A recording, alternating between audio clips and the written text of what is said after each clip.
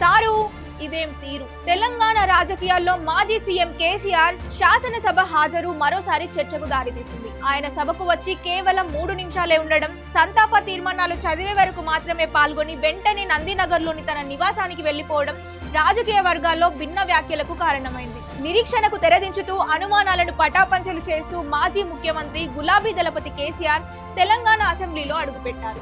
ప్రజాస్వామ్యంలో అసెంబ్లీ అత్యున్నత వేదిక. ముఖ్యంగా మాజీ సీఎం విపక్ష నేతగా ఉన్న వ్యక్తి నుంచి శాసనసభలో చురుకైన పాత్రను ప్రజలు ఆశిస్తారు. కానీ కేసీఆర్ ఈ విధమైన సంక్షిప్త హాజరు ఒక రకమైన నిరసనాత్మక వైఖరిని సూచిస్తోందా, లేక ప్రస్తుత రాజకీయ పరిస్థితుల పట్ల ఆయన అసంతృప్తికి ఇది సంకేతమా అన్న ప్రశ్నలు తలెత్తుతున్నాయి.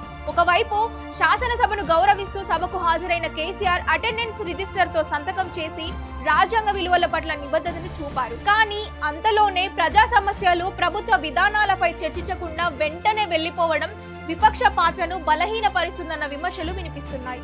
రాజకీయాల్లో మౌనం కూడా ఒక సందేశమే, కానీ ప్రజాస్వామ్యంలో ఈ సందేశం స్పష్టంగా ప్రజల ప్రయోజనాలకు అనుకూలంగా ఉండాలి.